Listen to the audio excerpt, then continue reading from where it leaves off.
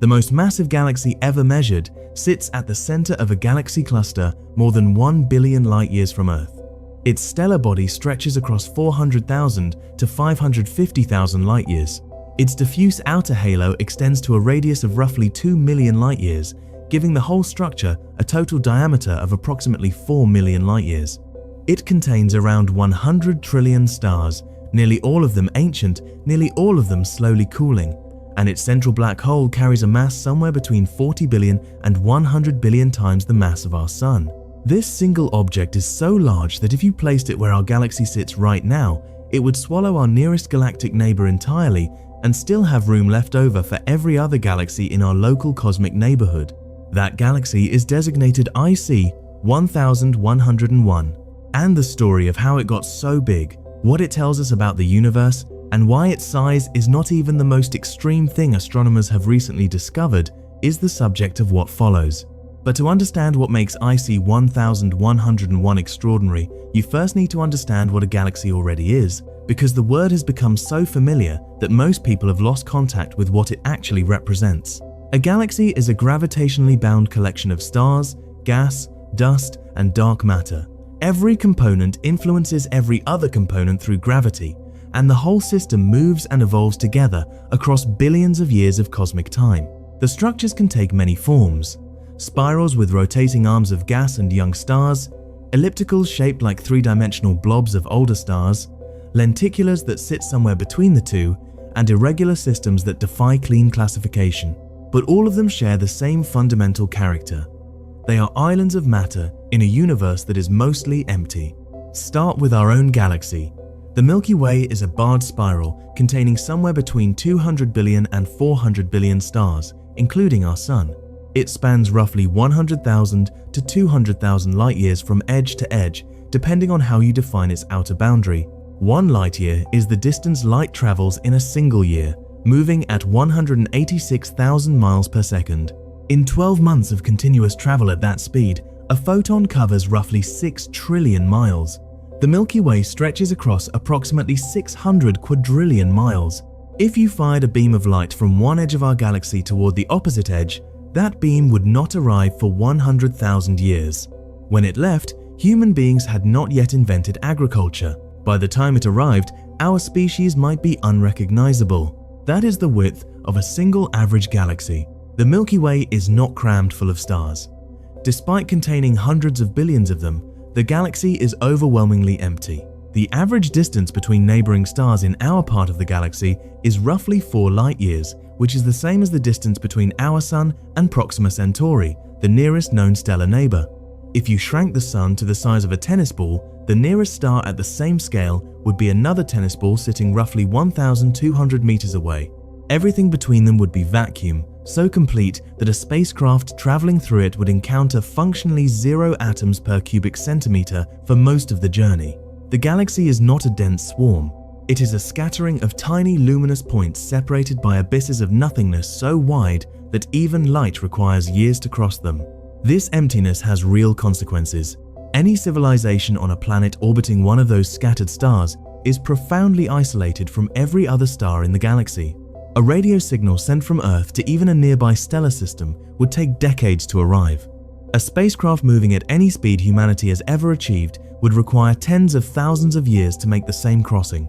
The distances enforced by galactic structure are so extreme that they may be the primary reason we have never detected signals from another civilization.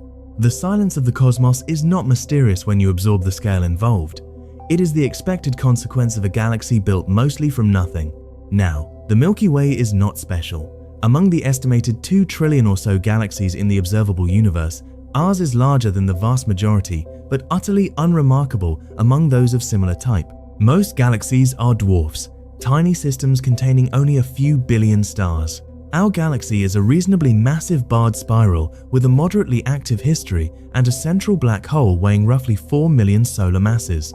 It sits in the outer arm of its own structure, orbiting the galactic center at roughly 500,000 miles per hour, completing one full orbit roughly every 225 million years. On the scale of the cosmos, it is a perfectly ordinary place. Look toward the constellation Andromeda on a clear autumn night, and you can find a faint smudge of light with the naked eye. That smudge is the Andromeda Galaxy, our nearest major galactic neighbor, sitting approximately 2.5 million light-years from Earth. The light you see tonight left Andromeda before modern humans existed. You are seeing that galaxy as it appeared when our ancestors were still learning to chip stone into tools. And what you are seeing is a galaxy significantly larger than our own. Andromeda spans roughly 220,000 light-years in diameter, more than double the conservative estimate for the Milky Way. It contains approximately 1 trillion stars, which is at least 2.5 times the number in our galaxy. Its central black hole weighs in at roughly 100 million solar masses, 25 times more massive than ours. Andromeda is the dominant galaxy in our local group, the gravitational family of more than 80 galaxies that includes both the Milky Way and Andromeda as its two largest members. The two galaxies are falling toward each other at roughly 250,000 miles per hour. In approximately 4 to 5 billion years, they will collide, merge, and form a single massive elliptical galaxy that astronomers have already nicknamed Milkdromeda. During that merger, the spiral arms of both galaxies will be destroyed. Stars will be flung into new orbits. The overall structure will transform from two elegant spirals into a single, diffuse collection of stars moving in chaotic paths around a shared center of mass. The merger will not destroy individual stars because the distances between them are so vast that direct stellar collisions are extraordinarily unlikely. But the galaxies as recognizable structures will cease to exist. Pause here and feel what has already been described. The Milky Way spans 100,000 to 200,000 light-years and contains hundreds of billions of stars. Andromeda spans 220,000 light-years and contains 1 trillion stars. These are the two largest galaxies in our immediate cosmic neighborhood. And even Andromeda, dominant as it is within our local group, is not remotely close to the upper limit of how large a galaxy can become. To understand that upper limit, you need to understand what a galaxy cluster is and what happens at its center over billions of years of cosmic time. Galaxy clusters are the largest gravitationally bound structures in the universe. They contain hundreds to thousands of individual galaxies, all held together by the combined gravitational pull of visible matter, hot intergalactic gas, and enormous quantities of dark matter. The Virgo cluster, the nearest major cluster to our local group, contains over 1,300 galaxies and lies roughly 54 million light-years away. Larger clusters like the Coma cluster contain thousands of galaxies and span tens of millions of light-years. At the center of nearly every large galaxy cluster sits a special type of galaxy. Astronomers call these brightest cluster galaxies. They sit at the gravitational bottom of the cluster's potential well, occupying the point toward which everything else in the cluster is slowly falling. Over billions of years, smaller galaxies spiral inward through a process called dynamical friction, losing orbital energy and sinking toward the cluster center. When they arrive, the central galaxy absorbs them. It strips their stars, swallows their gas, and incorporates their mass into its own growing body. This process has been repeating since the galaxy cluster first assembled, and in the oldest and most massive clusters, the central galaxy has been feeding for the better part of cosmic history. The result is a type of galaxy classified as a CD galaxy. The lowercase c denotes supergiant. The uppercase D refers to a diffuse stellar envelope, an enormous halo of stars extending far beyond the galaxy's visible core. These halos do not have sharp edges. They fade gradually into the surrounding space, blending almost imperceptibly into what astronomers call intracluster light, the faint glow of stars that have been gravitationally liberated from their parent galaxies and now drift freely through the cluster's shared gravitational field. Where the galaxy ends and the cluster begins is not always a clean distinction. The CD galaxy has eaten so many neighbors and spread its stars so far that its boundaries become genuinely ambiguous. What distinguishes CD galaxies from ordinary elliptical galaxies is not merely size but structure. A normal giant elliptical follows a brightness profile that decreases smoothly from the center outward according to well-understood mathematical laws. At some radius, the brightness drops below detection thresholds and the galaxy effectively ends. A CD galaxy follows a similar profile in its inner regions, but at a certain distance from the center, the profile flattens. Instead of continuing to fade, the brightness levels off and extends outward in a diffuse, extended envelope that refuses to end neatly. This envelope is the signature of a galaxy built through mergers. Each consumed galaxy adds stars to the outskirts, building up a halo that grows more extended with every absorbed neighbor. The envelope is the archaeological record of billions of years of galactic cannibalism written in starlight. The supermassive black holes at the centers of CD galaxies are among the most massive ever discovered. While the Milky Way's central black hole weighs roughly 4 million solar masses and Andromeda's weighs roughly 100 million, the black holes in CD galaxies can weigh tens of billions of solar masses. These are objects whose event horizons are wider than our entire solar system. Gravitational engines so powerful that they shaped the thermal properties of gas across millions of light years of cluster space. Among all the CD galaxies ever observed, one has consistently stood out as the most extreme example of visible galactic size. It was first recorded by William Herschel on the 19th of June, 1790, when he pointed his telescope toward a patch of sky near the border of the constellations Virgo and Serpens and catalogued a faint smudge of light. Herschel had no way of understanding what he was looking at. The concept of galaxies as vast external systems of stars separate from our own Milky Way would not be established for another 130 years. To Herschel, the object was simply another nebula, another fuzzy patch among hundreds of fuzzy patches scattered across the sky. He noted its position, its approximate brightness, and moved on. The smudge disappeared into the records and waited. It waited through the 19th century, through the development of spectroscopy and the first measurements of stellar distances. It waited through the great debate of the 1920s, when Edwin Hubble proved that certain nebulae were in fact entire galaxies, lying millions of light years beyond the Milky Way. It waited through the construction of ever larger telescopes, through the space age, through the launch of orbiting observatories that could see the universe without atmospheric distortion. And when astronomers finally turned the full power of modern instrumentation toward that faint smudge recorded by Herschel more than 2 centuries earlier, what they found was one of the most extreme single objects in the observable universe. The galaxy carries the designation IC 1101. It is the 1101st entry in the Index Catalogue of Nebulae and Clusters of Stars, a supplement to the New General Catalogue, first published in 1895 by the Danish astronomer John Louis Emil Dreyer. The name is unglamorous, a filing label rather than a title, but the object it refers to is anything but ordinary. IC 1101 is a supergiant CD galaxy sitting at the exact gravitational center of a massive galaxy cluster called Abell 2029.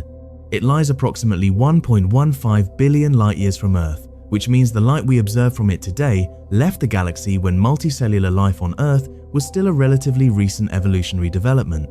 Everything we know about IC 1101 describes the galaxy as it existed over 1 billion years ago. What it looks like now, in this moment, we will never know. Measuring the size of this galaxy requires some care because galaxies do not have hard edges. They fade gradually from bright cores to dim outer regions to halos of diffuse light that eventually blend into the darkness of intergalactic space. For IC 1101, the most commonly used measurements give an isophotral diameter, the diameter measured at a specific surface brightness threshold of approximately 400,000 to 550,000 light-years.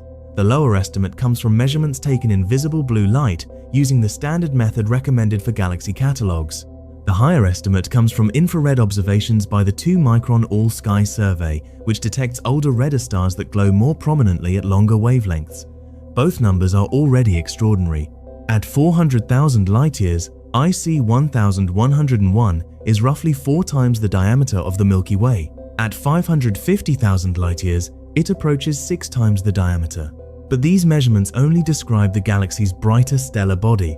Beyond that body lies something even more remarkable. Deep imaging observations revealed a vast, diffuse stellar halo extending outward from the core to a radius of approximately 2 million light-years. That gives a total halo diameter of roughly 4 million light-years.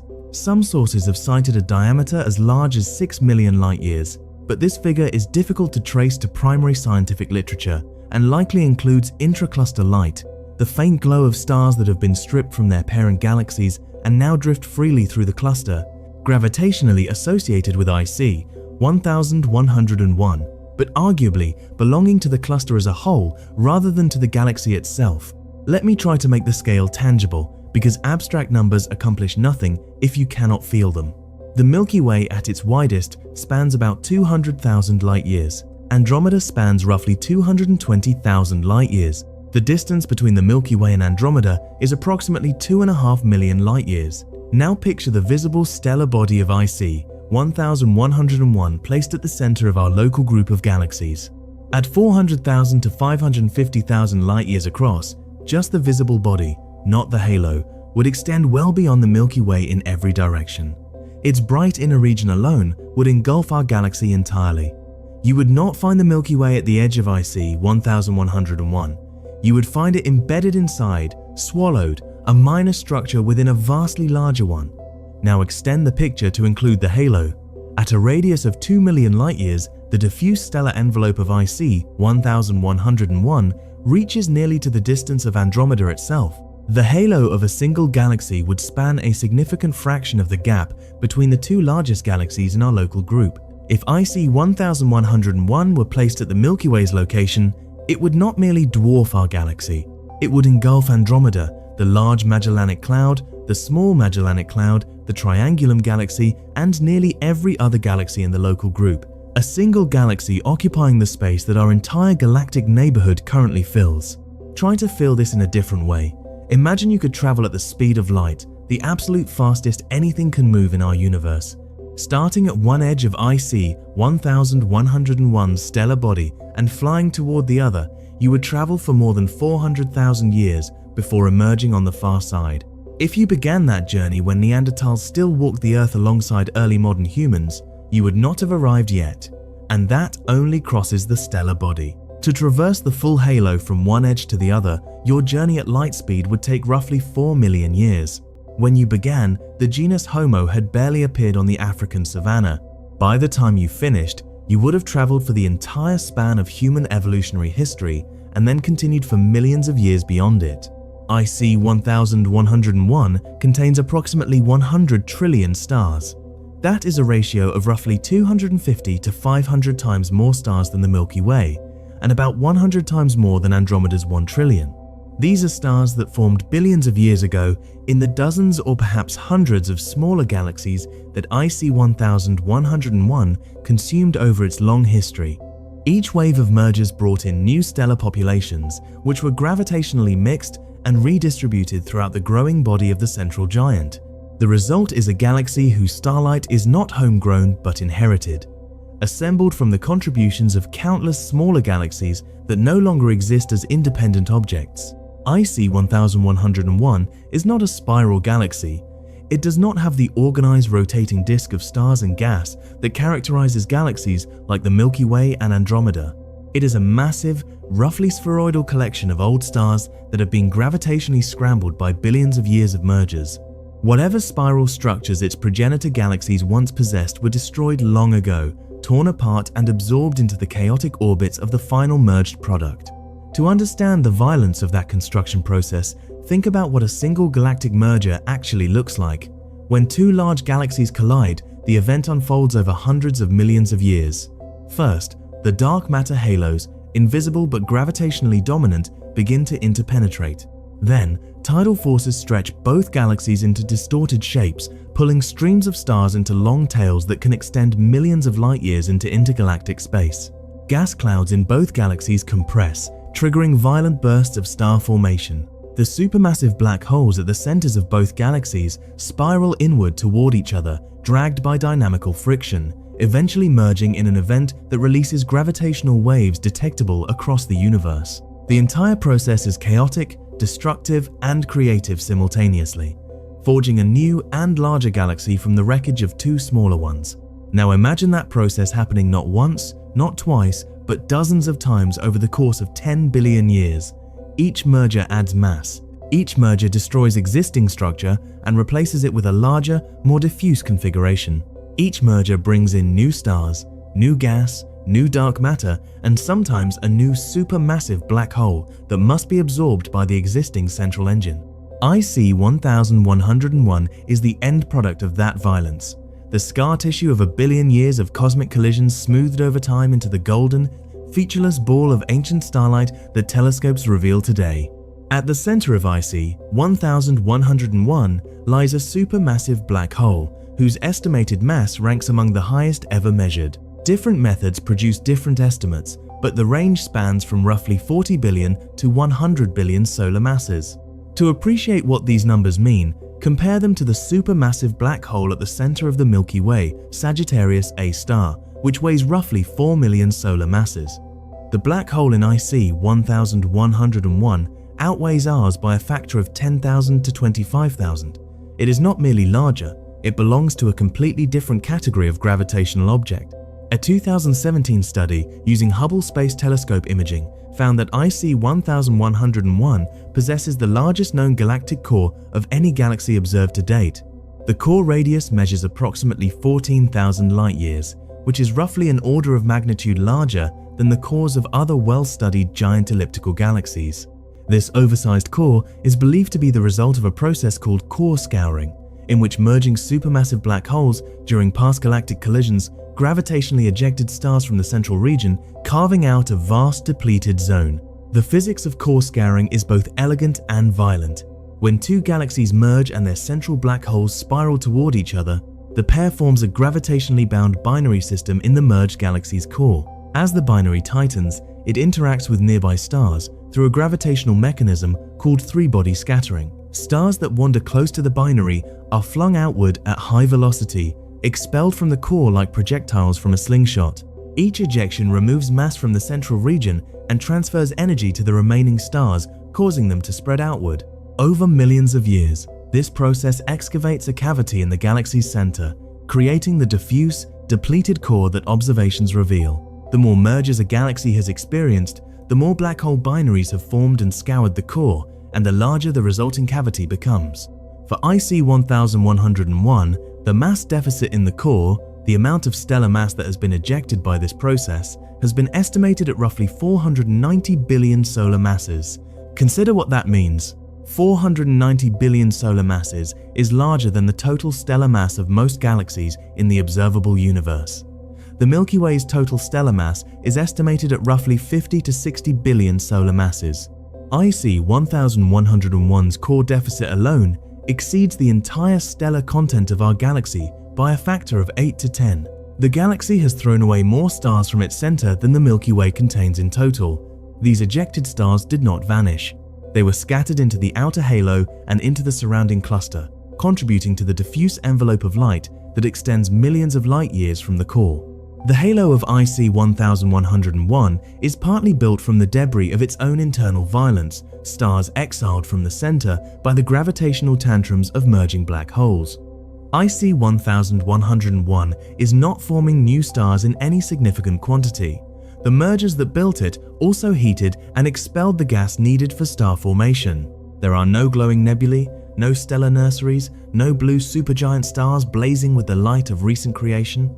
IC 1101 glows with the steady, fading light of ancient stars, a cosmic monument to a violent past that has now grown quiet. The galaxy's environment reinforces its dominance. Abell 2029 is one of the densest galaxy clusters in the sky, containing thousands of galaxies, including hundreds of giant ones. Yet IC 1101 alone accounts for roughly a quarter of the entire cluster's visible light output. A single galaxy producing 1/4 of the luminosity of a structure containing thousands of galaxies. The cluster itself is enveloped in an enormous cloud of superheated gas that glows in X-ray wavelengths, reaching temperatures of roughly 100 million degrees Celsius. This gas is held in place by the combined gravitational pull of the cluster's dark matter, and IC 1101 sits at the very center of this hot gas cloud, at the deepest point of the cluster's gravitational potential well.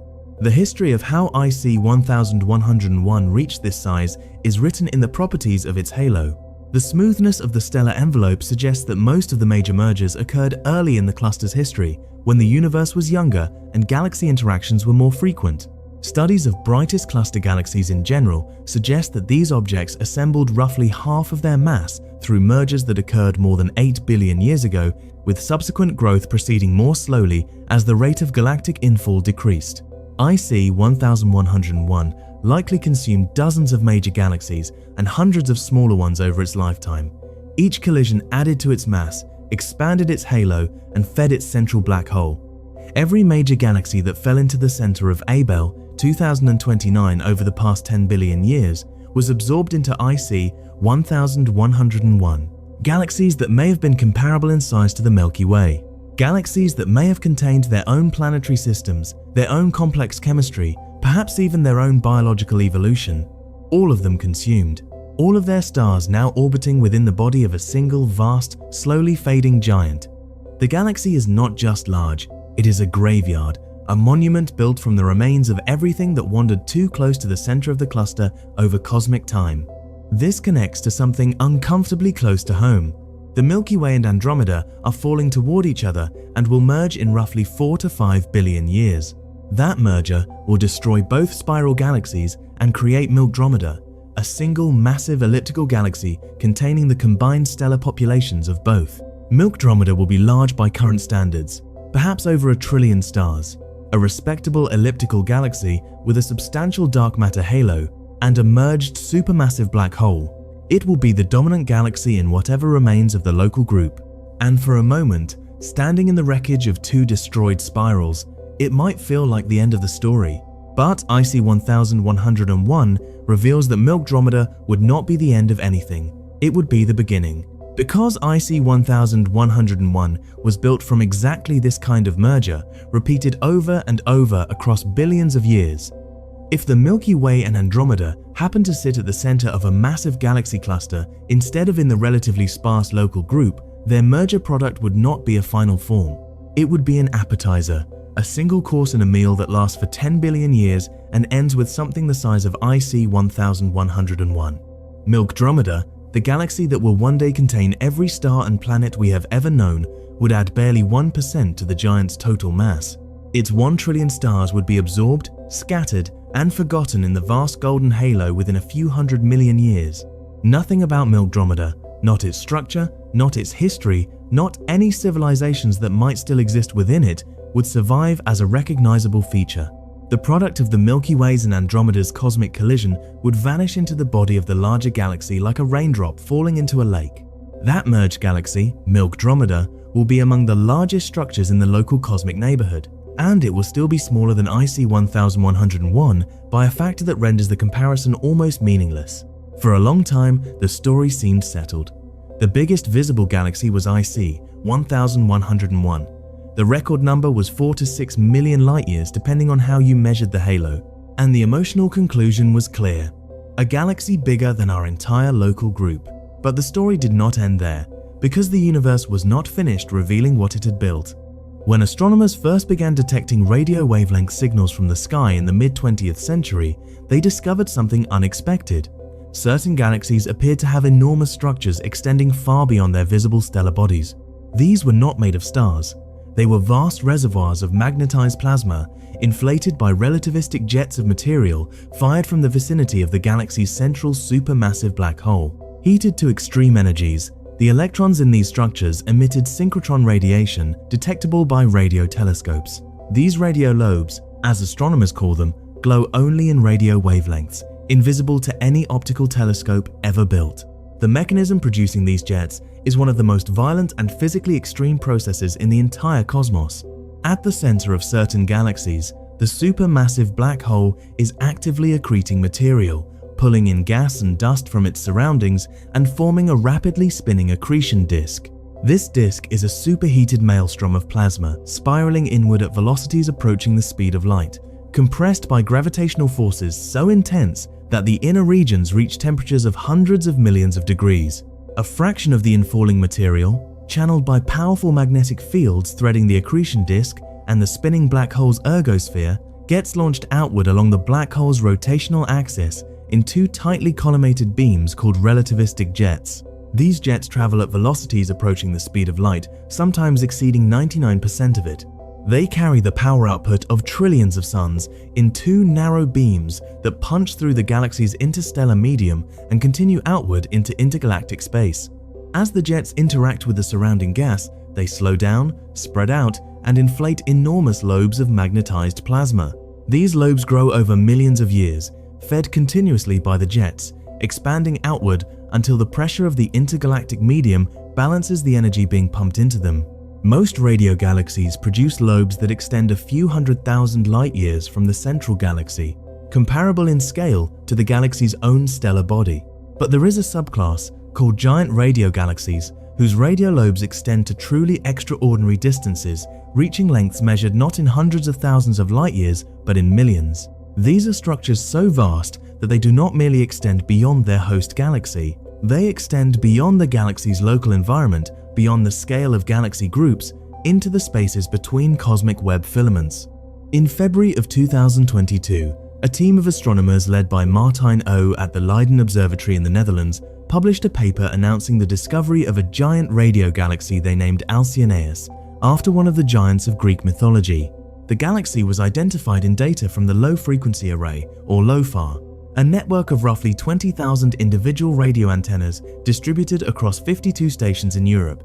LOFAR operates at frequencies far below what optical telescopes detect, and its sensitivity to faint diffuse radio emission makes it ideally suited for detecting the extended lobes of giant radio galaxies. What Oe and his colleagues found was remarkable. Alcyoneus possessed a radio structure spanning approximately 5 megaparsecs in projected length, which translates to roughly 16 million light-years from one lobe edge to the other. To put that in context, the Milky Way is approximately 100,000 to 200,000 light-years across. Alcyoneus's radio structure was roughly 100 times the diameter of the Milky Way.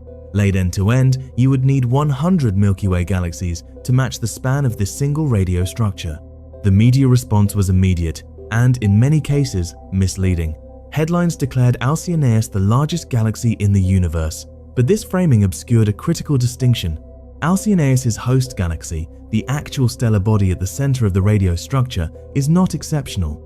Its stellar mass is estimated at roughly 240 billion solar masses, only a few times that of the Milky Way, and far smaller than IC 1101's estimated 100 trillion stars.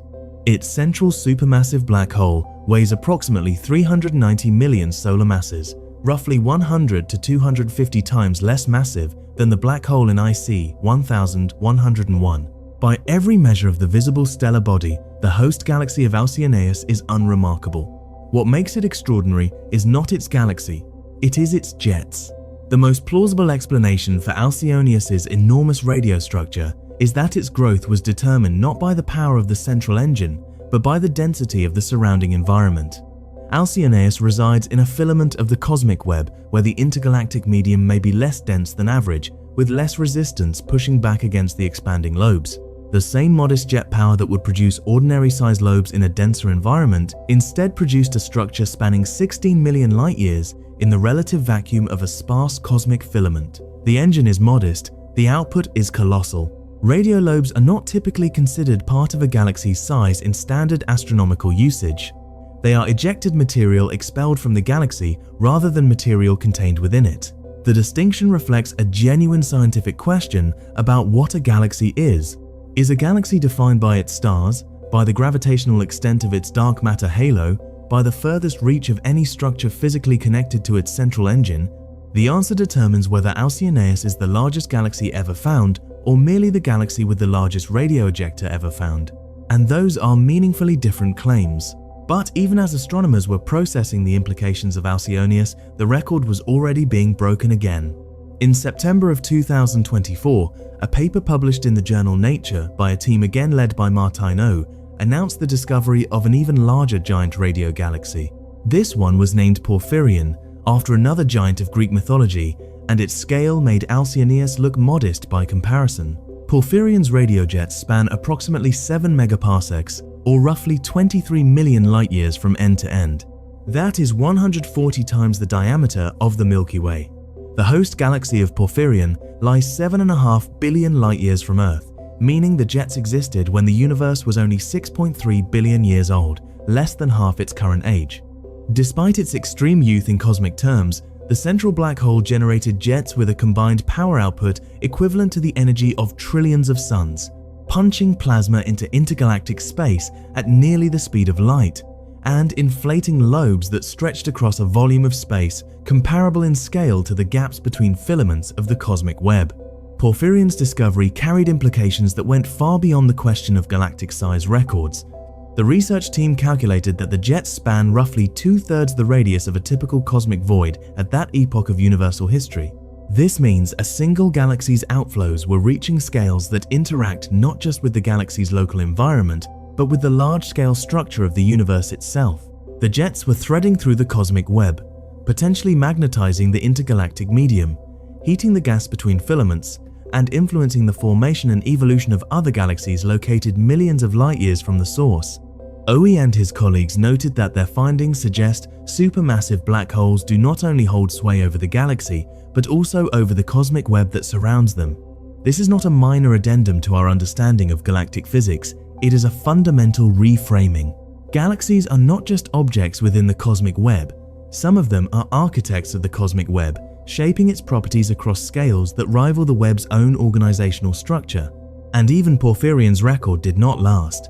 By late 2024, another radio galaxy designated TXS 0033+252 was identified with an estimated radio structure spanning approximately 26 million light-years. The records are falling faster than the scientific community can fully absorb them, driven by the unprecedented sensitivity of LOFAR and the growing recognition that giant radio galaxies are far more common than previously believed. A citizen science effort associated with the LOFAR surveys has already identified more than 10,000 jet pairs spanning roughly 3 million light-years or more. These are not rare curiosities. They are a population, a class of objects that the universe produces routinely. Now lay these measurements out in sequence and feel the ladder they form. The Milky Way, 100,000 to 200,000 light-years. Andromeda, 220,000 light-years. IC 1101s. Stellar body, 400,000 to 550,000 light-years. IC 1101s, full halo, approximately 4 million light-years. Alcyoneus's full radio structure, approximately 16 million light-years. Porphyrion's full radio structure, approximately 23 million light-years. TXS 0033+252, approximately 26 million light-years. Each step on that ladder does not merely increase the number, it changes the category. The jump from the Milky Way to Andromeda is a jump within the same class of objects, spiral galaxies of roughly similar structure. The jump from Andromeda to IC 1101 is a jump from a large spiral to a supergiant elliptical, a fundamentally different type of galaxy built through fundamentally different processes. The jump from IC 1101 stellar body to its halo is a jump from the galaxy's bright interior to its fading gravitational periphery. And the jump from IC 1101's halo to the radio structures of Alcyoneus and Porphyrion is a jump from assembled starlight to relativistic plasma, from gravitational architecture to energetic outflow, from the galaxy as a collection of stars to the galaxy as a source of influence that extends across cosmological distances. At each step, the previous reference point shrinks. The Milky Way, which felt impossibly vast at the start, becomes a rounding error by the time you reach IC 1101. IC 1101, which seemed like the ultimate expression of galactic scale, becomes a dot at the center of Porphyrion's radio structure. Consider what this means for the way we understand our own place in the cosmos. Every measurement humanity has ever made of the universe has been made from inside the Milky Way. Every telescope, every space probe, every photon we have ever collected has arrived at instruments located within our galaxy. Our entire understanding of the cosmos is built on observations made from a platform that, at the scales being considered, barely qualifies as a location. We are not observing the cosmos from a meaningful vantage point. We are observing it from a pixel, a single unremarkable pixel in a structure so vast that the structure itself is unremarkable compared to what the universe can build. Every astronomy textbook, every map of the cosmic web, every diagram of the observable universe places the Milky Way at the center, because that is where the observer happens to stand. But the centrality is observational, not physical. There is nothing special about our position. An observer in IC 1101 would see a different observable universe centered on a different point, containing different galaxies at different distances. An observer in Porphyrion's host galaxy would see yet another. Every location in the cosmos is the center of its own observational sphere, and none of them is privileged. When you compare Porphyrion's scale directly to the Milky Way, the numbers produce something that stops feeling like astronomy and starts feeling like philosophy. Porphyrion spans 23 million light-years. The Milky Way spans 200,000. The ratio is roughly 115 to 1. If Porphyrion's radio structure were scaled to the length of a football field, the Milky Way would span barely a single yard of the total distance. Our entire galaxy, with all its stars, all its planets, all its civilizations that might exist, reduced to a single stride on a playing surface. A galaxy containing 400 billion stars, a supermassive black hole, spiral arms spanning 100,000 light-years, and it would register as nothing, a fluctuation below the noise floor. Not marginalized, not diminished, erased. This is not a poetic exaggeration. It is a direct consequence of the numbers. The structure we call home, the galaxy we have spent centuries studying, the cosmic address we use to locate ourselves in the universe, would be lost in the plasma, like a single bacterium floating in an ocean. What is the largest galaxy we have ever found? The answer depends entirely on what you choose to measure. If you define a galaxy by its visible stellar body, IC 1101 remains one of the strongest candidates, with an isophotal diameter of 400,000 to 550,000 light-years and a diffuse stellar halo extending to roughly 4 million light-years. By every metric used to evaluate visible galactic size, it sits at or near the top of the distribution.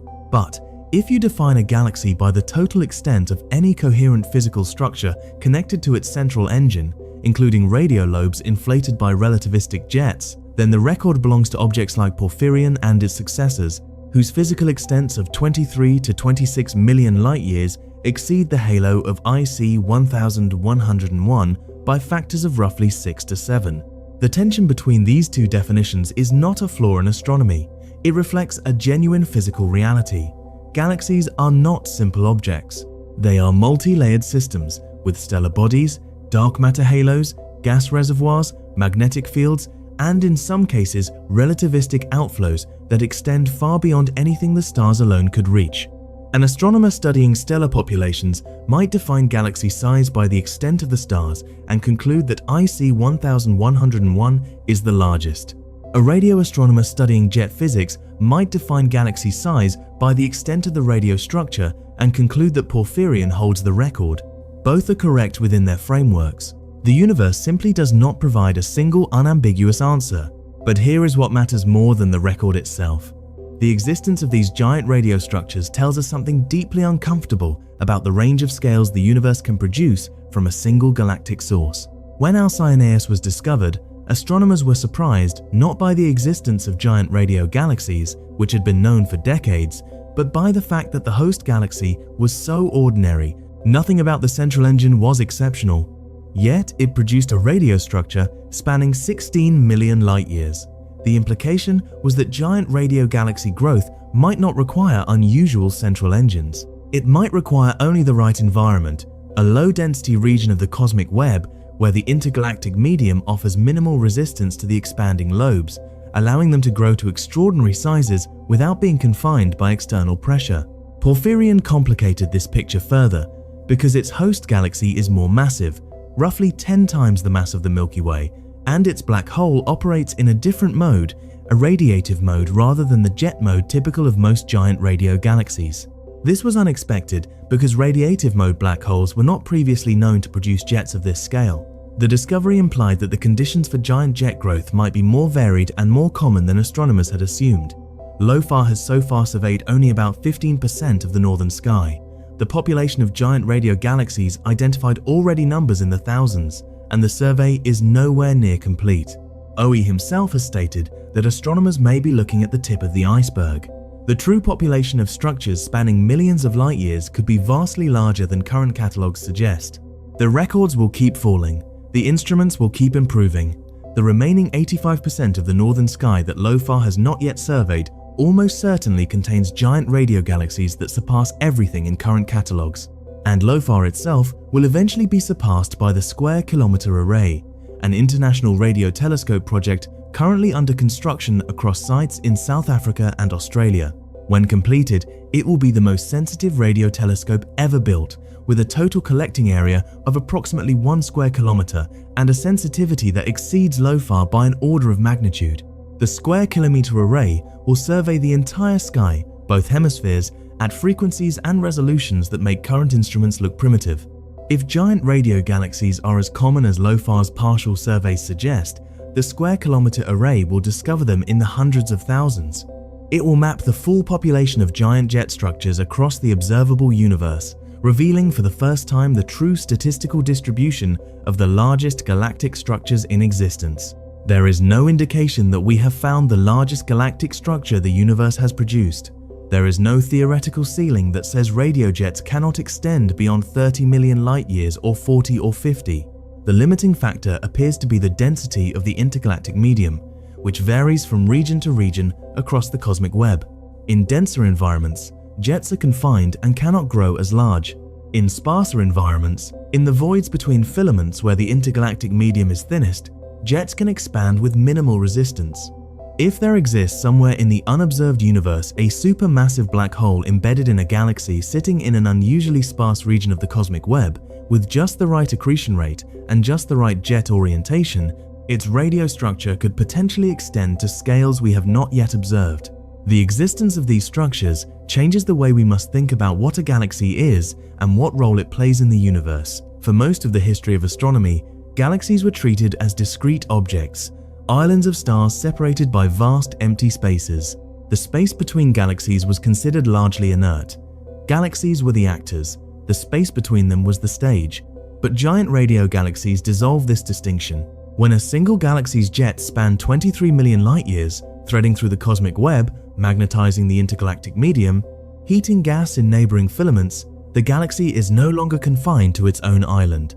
Its influence has leaked out, contaminated the space between structures, blurred the boundary between actor and stage. A galaxy is supposed to be a bounded object, a collection of stars and gas and dark matter held together by gravity, distinct from its surroundings, definable, measurable. But when a galaxy's radio lobes extend 23 million light-years into intergalactic space, is the structure still a galaxy?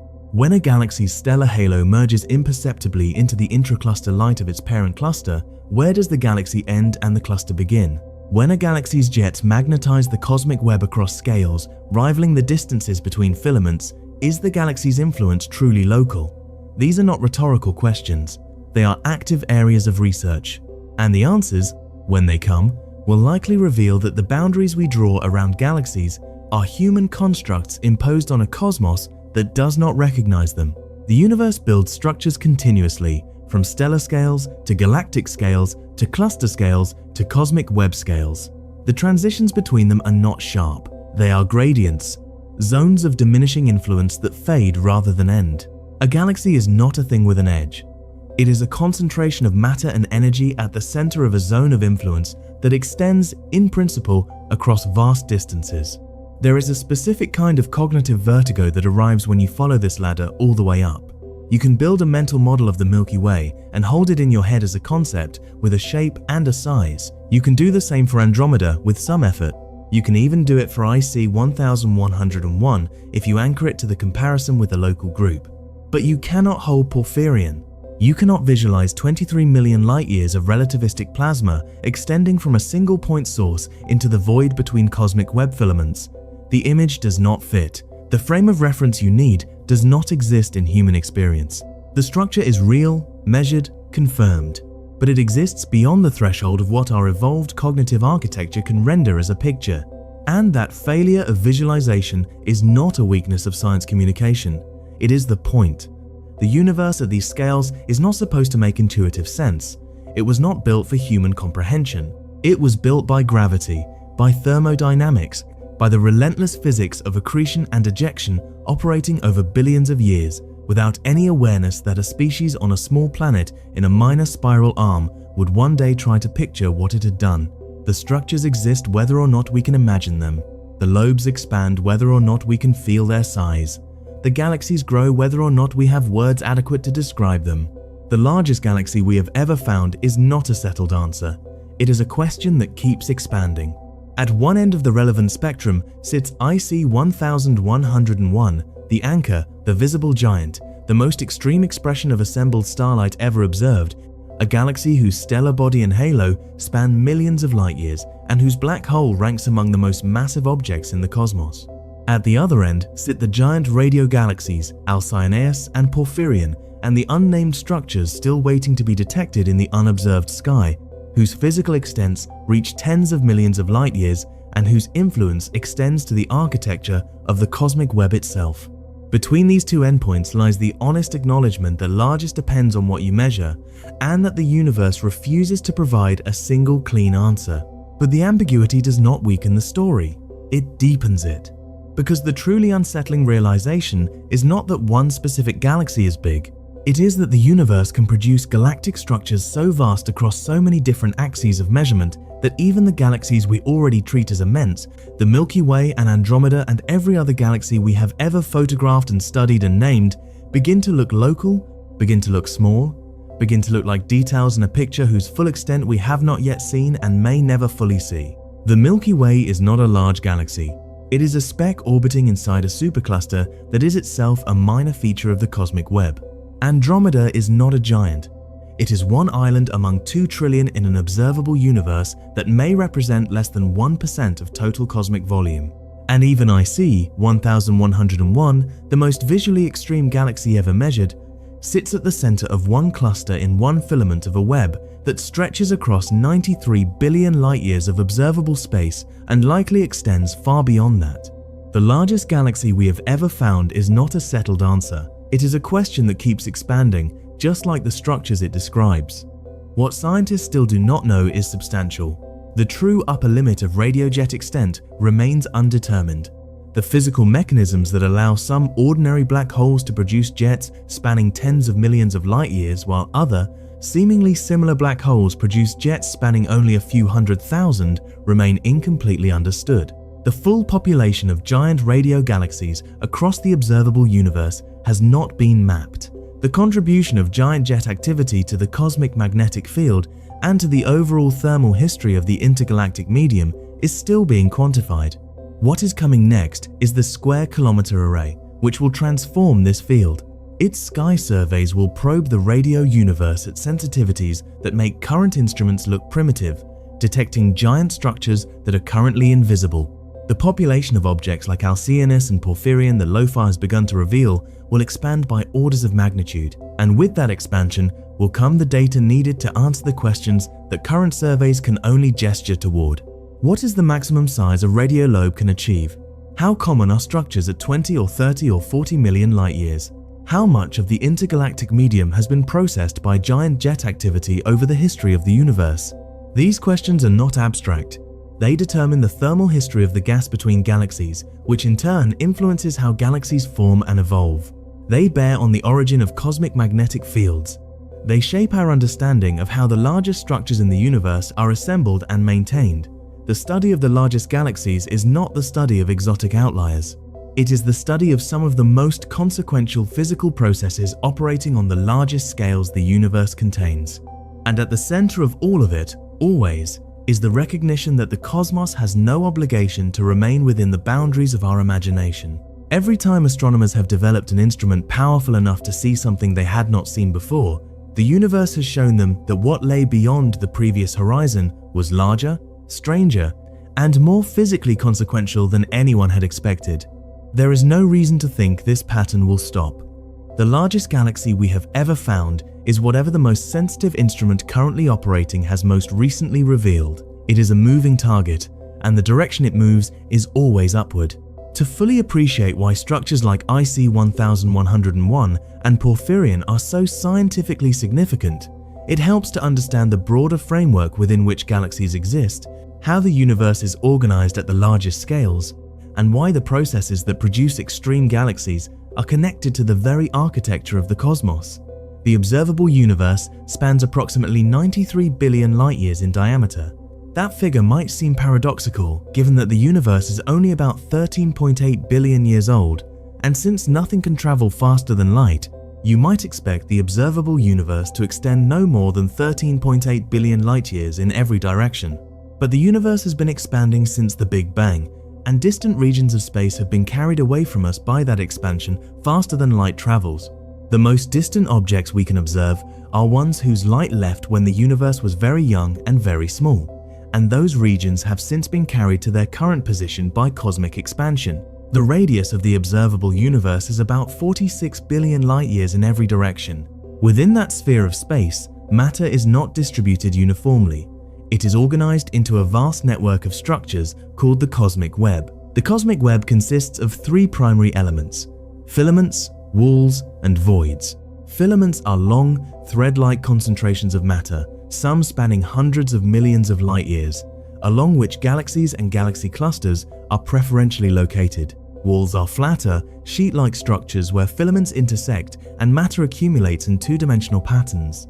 And voids are the vast, nearly empty regions of space that occupy the majority of cosmic volume, regions where the density of matter is far below the cosmic average and galaxies are sparse or absent. This structure emerged from the tiny density fluctuations that existed in the very early universe, when quantum mechanical variations in the density of matter were imprinted on the cosmic microwave background radiation. Regions that were slightly denser than average attracted more matter through gravity, becoming denser still. Regions that were slightly less dense lost matter to their denser neighbors, becoming emptier over time. Over billions of years, this process amplified the initial fluctuations into the striking filamentary structure we observe today. The cosmic web is the gravitational skeleton of the universe, and every galaxy cluster, every structure we have been discussing exists embedded within it. Galaxy clusters form at the intersections of cosmic web filaments, where multiple streams of infalling matter converge. The cluster draws galaxies in along the filaments like water flowing down drains, accumulating mass from a vast cosmic catchment area. The brightest cluster galaxy at the center of such a system is therefore not just the most massive member of its local cluster, it is the beneficiary of mass flowing in along multiple cosmic web filaments, fed by a gravitational influence that extends across tens or hundreds of millions of light years. This is why IC 1101 is connected not just to Abell 2029, but to the surrounding large-scale structure. The galaxy's major axis is aligned with the axis along which Abell 2029 accretes material from the neighboring cluster Abell 2033. This is not coincidental. The galaxy has grown along the same large-scale channels through which matter has been flowing for billions of years. IC 1101 is not merely the product of local galactic mergers, it is the product of large-scale cosmic structure, the accumulated endpoint of matter flowing through a network of filaments across hundreds of millions of light years of cosmic space.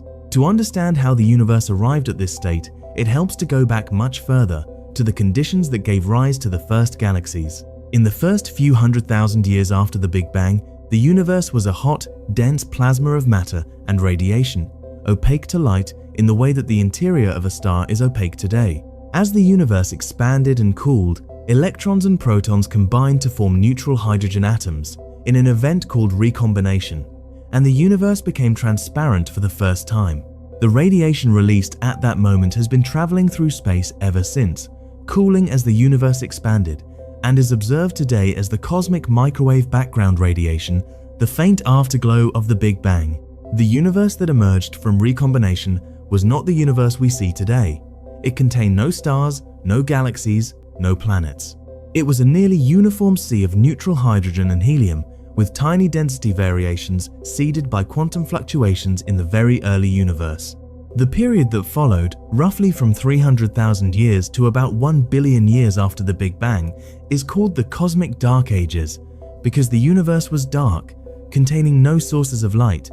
The first stars formed from the collapse of dense regions of primordial gas into objects that were, by modern stellar standards, enormous. These population 3 stars, as astronomers call them, may have been hundreds or even thousands of times more massive than the Sun. They burned intensely, lived briefly, and died in spectacular supernova explosions that seeded the surrounding gas with the first heavy elements produced by nuclear fusion in stellar cores.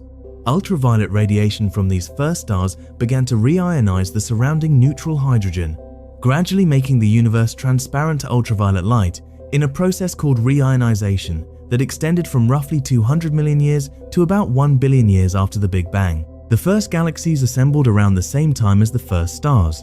Small dark matter halos, regions where dark matter had gravitationally collapsed into self-contained structures, provided the gravitational scaffolding around which ordinary matter accumulated. Gas falling into these halos formed stars, and the first galaxies emerged as small, irregular collections of young stars embedded in dark matter, These early galaxies were very different from the large, organized structures we see in the nearby universe today. They were smaller, clumpier, and far more actively star-forming because they were embedded in gas-rich environments and experiencing frequent mergers with neighboring systems.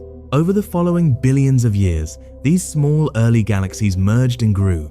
Smaller halos fell into larger ones through the hierarchical process of structure formation. The cosmic web of filaments and voids took shape as matter was redistributed by gravity on ever larger scales. Galaxy clusters assembled at the intersections of cosmic web filaments, accumulating the products of billions of small-scale mergers into single, massive systems. And at the centers of the largest clusters, the first CD galaxies began to form through the relentless process of galactic cannibalism. The timeline of this assembly process leaves its marks in the properties of galaxies we observe today. Galaxies that formed early and stopped forming stars early tend to be dominated by old, red stellar populations. They appear golden or orange in color, reflecting the dominance of aging stars. Galaxies that have continued to form stars through much of cosmic history tend to have bluer colors, reflecting the presence of young, hot stars in their spiral arms and star-forming regions. IC 1101 is overwhelmingly red and gold, reflecting a stellar population that formed billions of years ago and has been slowly aging ever since. It is a galaxy whose star-forming days are long past. The relationship between star formation and galactic evolution is governed by a complex interplay of forces. Star formation requires cold, dense gas to collapse under gravity, but the processes that make galaxies grow, mergers, black hole activity, the heating of infalling gas by the gravitational potential of the cluster itself, all tend to disrupt or expel the cold gas needed for star formation. In the most massive galaxies, this feedback between growth and the suppression of star formation has operated for so long that the supply of cold gas has been essentially exhausted. The galaxies have consumed or expelled the fuel they would need to build new generations of stars. Black hole feedback is a particularly important mechanism in this process. When a supermassive black hole is actively accreting material at a high rate, the energy released by the accretion disk can drive powerful winds and jets that sweep gas out of the galaxy. These outflows not only remove gas from the immediate vicinity of the black hole, but can also heat the surrounding medium, preventing it from cooling and forming new stars for extended periods. In galaxy clusters, this feedback operates on cluster-wide scales. The jets from the central black hole can heat the hot intra-cluster gas, suppressing cooling and preventing the formation of new stars throughout the cluster core, not just in the central galaxy itself. This is the phenomenon known as AGN feedback, where AGN stands for active galactic nucleus, the bright central region powered by an accreting supermassive black hole. AGN feedback is now recognized as one of the most important processes shaping the evolution of galaxies and galaxy clusters. Without it, the most massive galaxies should be far more massive than they are, because simulations of galaxy formation without AGN feedback consistently produce central galaxies that are too massive and too blue, still forming stars at rates inconsistent with observations. Including AGN feedback in simulations brings galaxy masses and star formation rates into agreement with observations, which is why astrophysicists regard it as a key component of realistic galaxy formation models. The giant radio galaxies like Alcyonius and Porphyrion represent an extreme form of AGN feedback, in which the energy output of the central black hole is not just modifying the galaxy's own star formation, but reaching across millions of light years to affect the intergalactic medium and the properties of the cosmic web itself. This suggests that AGN feedback may be a more cosmologically significant process than was previously appreciated, operating not just on galaxy scales, but on the scales of cosmic web filaments and the voids between them. The origin of magnetic fields in the intergalactic medium is a problem that these giant radio galaxies may help resolve. Observations confirm that the gas between galaxies is permeated by weak but measurable magnetic fields. These fields are not generated by any local process within individual galaxies, but appear to be a property of the intergalactic medium itself. One leading mechanism proposed for their origin is the Biermann battery effect, in which magnetic fields arise naturally from the differential motion of electrons and ions under gravitational forces. This mechanism produces weak seed fields that require amplification by other processes to match observed strengths. Giant radio galaxy jets offer a potentially more powerful explanation. If jets spanning tens of millions of light years routinely inject magnetized plasma into the intergalactic medium, they could be the primary source of cosmic magnetism on the largest scales. Porphyrion's discovery strengthened this hypothesis by demonstrating that jet structures can reach sizes comparable to the cosmic web itself, placing magnetized plasma exactly where it would need to be to explain the observed intergalactic fields. The jets of Porphyrion and structures like it may not merely be curiosities at the extreme end of the galactic size distribution. They may be fundamental contributors to the electromagnetic environment of the universe, responsible for magnetizing the cosmic web and influencing the conditions for galaxy formation across vast volumes of space. The question of how the first magnetic fields arose in the universe is connected to the broader question of how all the complexity we observe today emerged from the nearly uniform conditions that existed shortly after the Big Bang. The universe we live in, with its cosmic web of filaments, its galaxy clusters, its CD giants and its radio lobes spanning tens of millions of light years, is the result of 13.8 billion years of gravitational evolution, starting from quantum fluctuations that were, at the moment of inflation, far smaller than an atomic nucleus. The fact that such small initial variations could produce the structures we observe today, including IC 1101 and Porphyrion, is itself one of the most remarkable things physics has revealed about the nature of the universe. Consider for a moment what the cosmic web looks like when visualized at large scales. Computer simulations of cosmic structure formation, which model the evolution of matter in the universe from shortly after the Big Bang to the present day, produce images of striking beauty. Dark matter halos appear as bright nodes at the intersections of filaments, connected to each other by threads of matter that span hundreds of millions of light years. The voids between the filaments appear as regions of near total darkness. The filaments themselves are populated by galaxies ranging from dwarfs to giants, all moving along the cosmic channels defined by the gravitational scaffolding of dark matter. When astronomers map the distribution of real galaxies in three-dimensional surveys of the sky, the results closely match the predictions of these simulations. The universe does appear to be structured in the filamentary network that theory predicts. Galaxy clusters are indeed found at the intersections of filaments. Voids are indeed largely empty.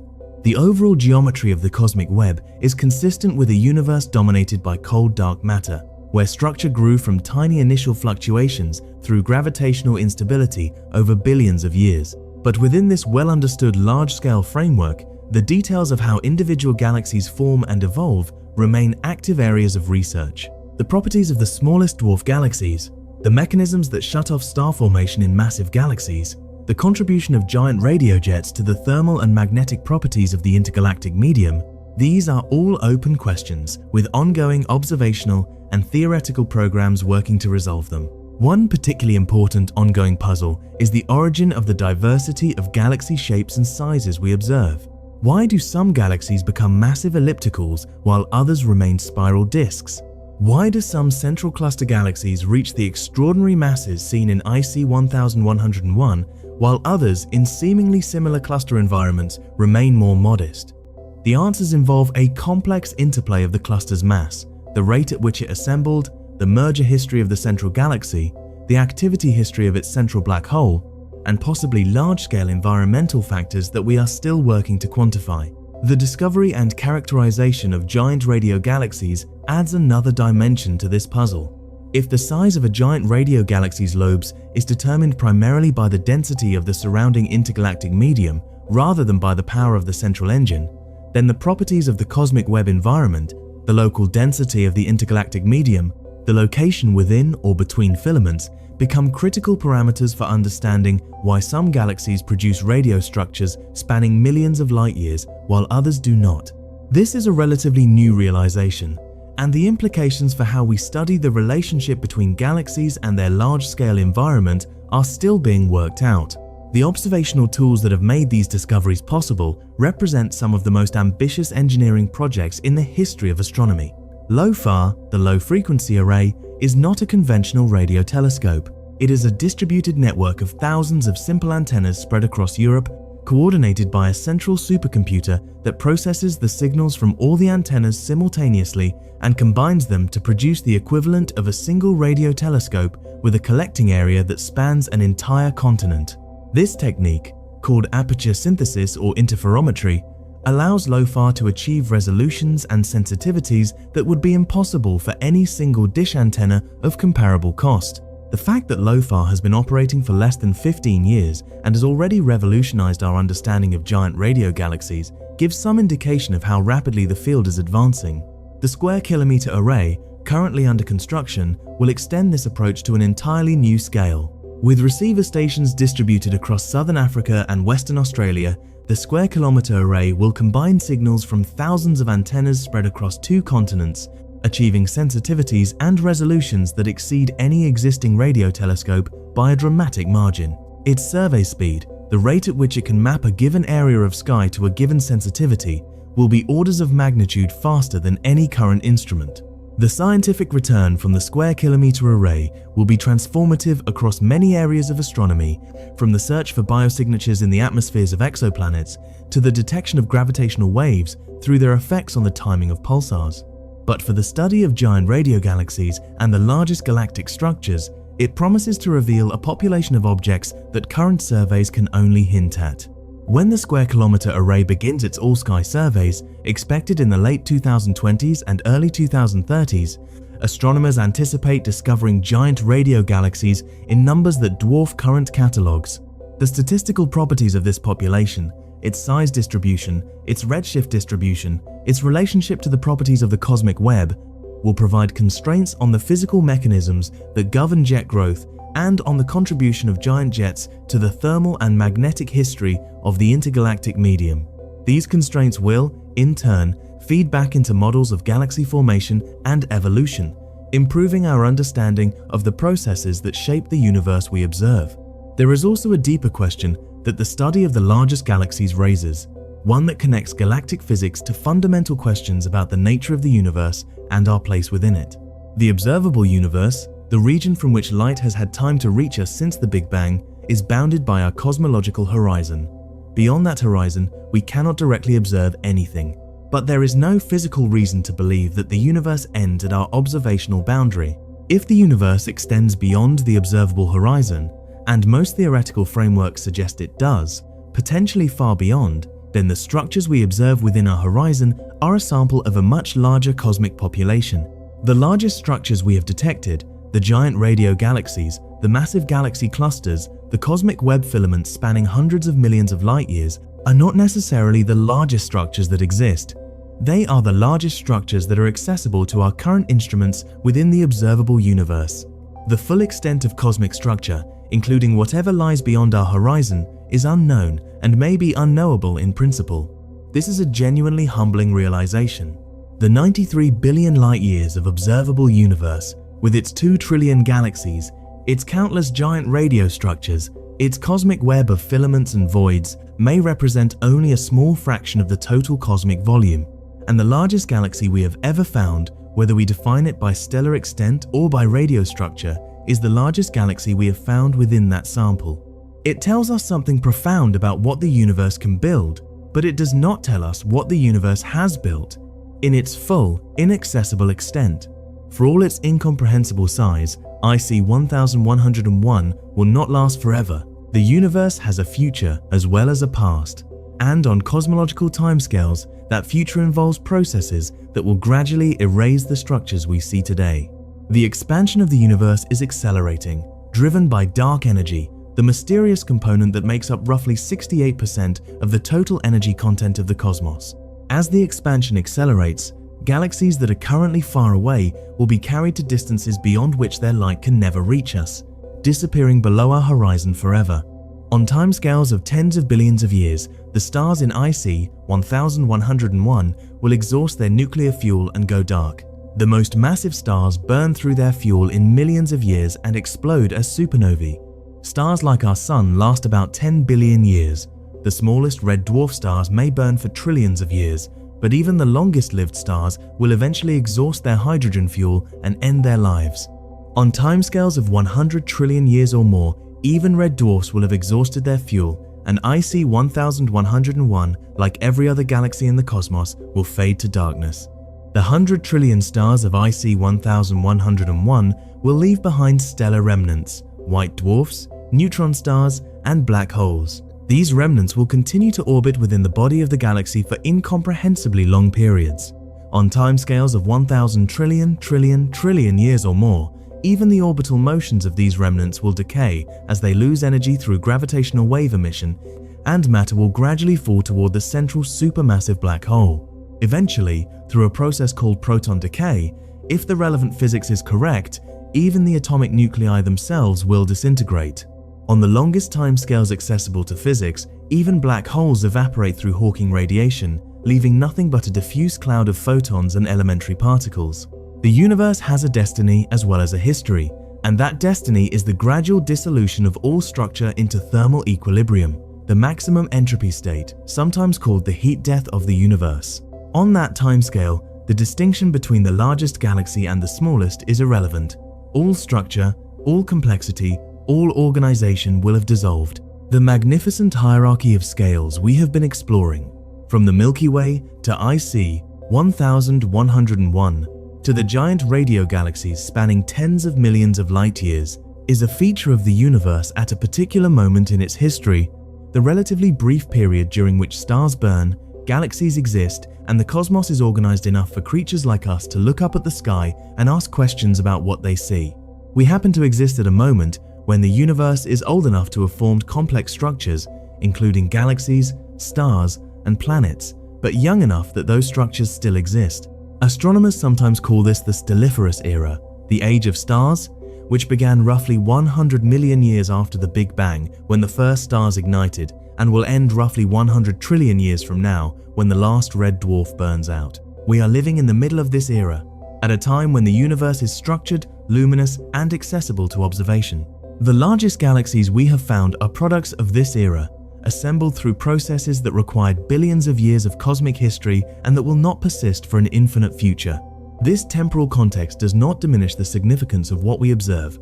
IC 1101 is extraordinary by any measure appropriate to the universe as it currently exists. Porphyrions jets are among the most physically consequential phenomena operating in the present cosmos. The Square Kilometre Array will reveal populations of structures that will transform our understanding of how the universe organizes matter and energy on the largest scales. And every discovery in this field advances our understanding of the processes that shaped the cosmos we inhabit. What makes the study of the largest galaxies scientifically compelling is precisely the fact that they are not just large. They are large in ways that connect to fundamental questions about the nature of gravity, the physics of black holes, the properties of dark matter and dark energy, the origin of cosmic magnetic fields, and the mechanisms that shapes the large-scale structure of the universe. IC 1101 is not just a big galaxy. It is a probe of the processes that operate at the intersection of galaxy scale and cluster scale physics. Porphyrions jets are not just a large structure. They are a demonstration that single galactic engines can influence the physical properties of the cosmos on scales approaching those of the cosmic web itself. The largest galaxy we have ever found is wherever the boundary of our current knowledge sits. That boundary moves as instruments improve, as surveys extend to new regions of sky, as theoretical understanding advances to reveal what we should be looking for in the data we already have. The records that stand today will be exceeded. The frameworks we use to understand them will be refined and extended. The questions that remain open will attract new observations and new analyses. And somewhere in the 85% of the northern sky that LOFAR has not yet surveyed, somewhere in the southern hemisphere that the Square Kilometre Array will map with unprecedented sensitivity, somewhere in the deep radio universe, still hidden by the limited capabilities of current instruments, there are structures waiting to be discovered. Structures whose existence is predicted by physics, whose scales we can estimate based on the properties of the environments that produce them, but whose specific forms and positions remain unknown. Some of them may be larger than anything we have yet found. Some of them may reveal physics that current models have not anticipated. The story of the largest galaxy is not finished. It is barely begun. To fully appreciate the significance of the measurements we have been discussing, it helps to understand the tools and techniques astronomers use to study objects that are billions of light years away, and why measuring something like the size or mass of a galaxy is not as straightforward as measuring the length of a room. When astronomers study IC 1101, they are not observing it directly in any intuitive sense. They are collecting light or radio waves or X-ray photons that have traveled for over 1 billion years to reach their instruments. The information encoded in those photons reflects the state of the galaxy as it was more than 1 billion years ago. The galaxy we observe is a historical document, not a live report. Whatever IC 1101 looks like right now, as the universe exists in this moment, is something we cannot know. By the time the light from IC 1101 as it currently exists reaches Earth, our planet will have been absorbed by the expanding sun and the solar system will be unrecognizable. Measuring the size of a distant galaxy requires first measuring its distance accurately. Astronomers use a hierarchy of distance measurement techniques, sometimes called the cosmic distance ladder, to determine how far away objects are. For nearby stars, parallax works reliably. As Earth orbits the sun, nearby stars appear to shift slightly against the background of more distant stars, and the amount of shift reveals the star's distance. This method works out to a few hundred light years. For objects farther away, astronomers use standard candles, objects whose intrinsic brightness is known, so that by measuring how bright they appear, the distance can be calculated. Type 1a supernovae are particularly useful standard candles because they always produce roughly the same peak brightness, making them visible across billions of light years. For the most distant objects, astronomers rely on redshift, the stretching of light to longer wavelengths caused by the expansion of the universe. The greater the redshift, the greater the distance, according to a relationship that depends on the expansion history of the universe. Once the distance to a galaxy is known, its angular size on the sky, the angle subtended by its apparent extent as seen from Earth, can be converted to a physical size. A galaxy that appears to span a certain angle at a distance of 1 billion light-years is physically larger than a galaxy spanning the same angle at a distance of 100 million light-years. This is the same principle that tells us a building looks smaller when it is far away than when it is close up. For IC 1101, whose distance is established at approximately 1.15 billion light-years through its redshift, the angular extent of the galaxy on the sky can be converted to a physical size with confidence. The uncertainties in the measurement come not from the distance estimate, but from the inherently fuzzy nature of the galaxy's boundary, the fact that its brightness profile fades gradually rather than ending sharply, and from different choices of wavelength and surface brightness threshold used to define the edge. Measuring the mass of a galaxy is a different challenge altogether. You cannot put a galaxy on a scale. Instead, astronomers infer mass from its gravitational effects. One method is to measure the velocities of stars and gas within the galaxy. If you know how fast objects are orbiting around the galaxy's center, and you know the radius of their orbits, you can calculate the mass required to produce that orbital speed through the laws of gravity. Another method uses gravitational lensing, the distortion of light from background objects by the gravity of the foreground galaxy. The amount of distortion reveals the total mass of the lens, including dark matter, which does not emit light but contributes significantly to the gravitational field. For the supermassive black hole at the center of IC 1101, mass estimates rely on a different set of techniques. The size of the galaxy's depleted core, the region where stars have been evacuated by the scouring process of merging black holes, correlates with the total mass deficit ejected by that process, which in turn constrains the mass of the black holes responsible. Gas dynamics in the core region, if observable, can also provide direct mass estimates, and empirical scaling relations between black hole mass and the properties of the surrounding galaxy, such as its velocity, dispersion, or bulge luminosity, provide additional constraints. Different methods give different answers, which is why the published range of 40 billion to 100 billion solar masses is relatively wide. Pinning down the precise mass of the IC 1101 black hole remains an active area of research. The discovery of Alcyonius and Porphyrion relied on a completely different kind of measurement, detecting radio emission from structures that emit no visible light. Radio astronomy uses the same principles as optical astronomy, collecting electromagnetic radiation from the sky and analyzing its properties, but at wavelengths billions of times longer than visible light. Radio waves are emitted by many astrophysical processes, but the most relevant for giant radio galaxies is synchrotron radiation, produced when relativistic electrons moving close to the speed of light, spiral around magnetic field lines and radiate energy. The radio lobes of giant radio galaxies are enormous volumes of magnetized plasma in which relativistic electrons produce synchrotron radiation detectable by radio telescopes. The lobes are far too diffuse to emit significantly at visible wavelengths. They contain no stars, no ordinary gas, no solid matter. They are pure plasma, so thin that their internal pressure is among the lowest ever measured in any astrophysical context, roughly 5 × 10⁻⁻16 pascals, which is far below the best vacuum achievable in a laboratory on Earth. These ghostly structures are invisible to human eyes and to any optical telescope ever built. They exist in a part of the electromagnetic spectrum that was inaccessible to astronomy before the development of radio receivers capable of detecting signals at frequencies of tens to hundreds of megahertz.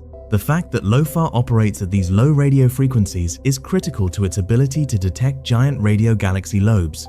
As radio lobes age and expand, the most energetic electrons lose their energy first, shifting the peak of the synchrotron emission to lower and lower frequencies. Old, extended lobes therefore glow most brightly at the lowest radio frequencies. LOFAR's sensitivity at frequencies between 10 and 240 MHz makes it ideally suited for detecting exactly these old, extended structures that are invisible or barely detectable to higher frequency radio telescopes. Before LOFAR came online, the census of giant radio galaxies was dominated by younger, brighter objects whose high-frequency radio emission was detectable by earlier instruments. The older, more extended structures, precisely the ones most relevant to questions about the maximum size of giant radio galaxies, were systematically missed. LOFAR's ability to detect these faint, old lobes at low frequencies has transformed the census, revealing a population of structures that was effectively invisible to previous surveys. This is why the discoveries of Alcyoneus and Porphyrion came from LOFAR data, not because these structures did not exist before LOFAR, but because the instrument finally had the sensitivity to detect them. The measurement of a radio galaxy's size also has its own complexities. The apparent angular extent of a radio lobe on the sky must be converted to a physical size using the galaxy's measured redshift and a cosmological model of how the universe has expanded. The three-dimensional shape of the lobe is not directly accessible from two-dimensional observations on the sky. If the jets are pointed nearly along our line of sight, the lobes will appear foreshortened, and their true physical extent will be larger than their projected size on the sky. Conversely, if the jets are nearly perpendicular to our line of sight, the projected size will be close to the true physical size. For Porphyrion, the estimated size of 23 million light-years is a projected size, and the true three-dimensional extent may be somewhat different depending on the orientation of the jets. The detection of Porphyrion in particular relied on identifying a faint, extended radio structure at a significant redshift, where the radio emission has been further dimmed by the expansion of the universe as it travels to Earth, and where the angular size on the sky is small because of the distance involved. The fact that it was detected at all is a testament to LOFAR's sensitivity, and it raises the possibility that comparable or larger structures at greater distances may be undetectable with current instruments, simply because the signal has been stretched and diluted by cosmic expansion to levels below current. Detection thresholds. This observational selection effect is important for interpreting the record-breaking sizes of recently discovered giant radio galaxies. We tend to discover the closest examples of the most extreme objects first, because proximity compensates for extreme size in making the signal detectable. But the universe at earlier epochs, when galaxies and black holes were more actively forming and merging, may have produced structures comparable to or exceeding Porphyrion in size that are now too distant and too faint to detect with existing instruments.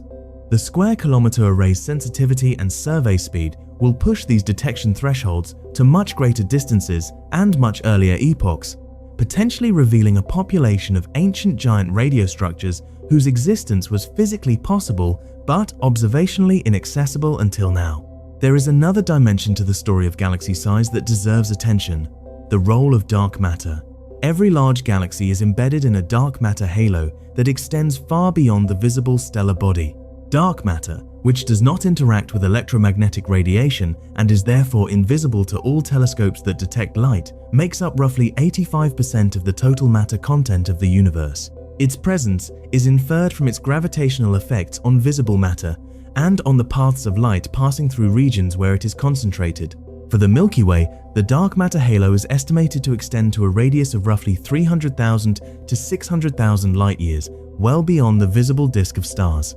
For IC 1101, the dark matter halo encompasses the entire visible stellar body and likely extends well beyond the stellar halo, connecting to the larger dark matter structure of Abell 2029. The cluster itself is embedded in an even larger dark matter concentration that extends across tens of millions of light years and connects along dark matter filaments to neighboring galaxy clusters and groups. If you include dark matter halos in the definition of galaxy size, the sizes become even more extreme. But dark matter halos do not have sharp edges either. Their density profiles decline smoothly with distance from the center, and defining a boundary requires choosing an arbitrary density threshold. Different conventions give different answers, and the outer regions of dark matter halos blend continuously into the background density of the cosmic web. The ambiguity of galaxy boundaries that we have been discussing is even more pronounced when dark matter is included. This is why the question of what the largest galaxy is cannot be answered with a single clean number.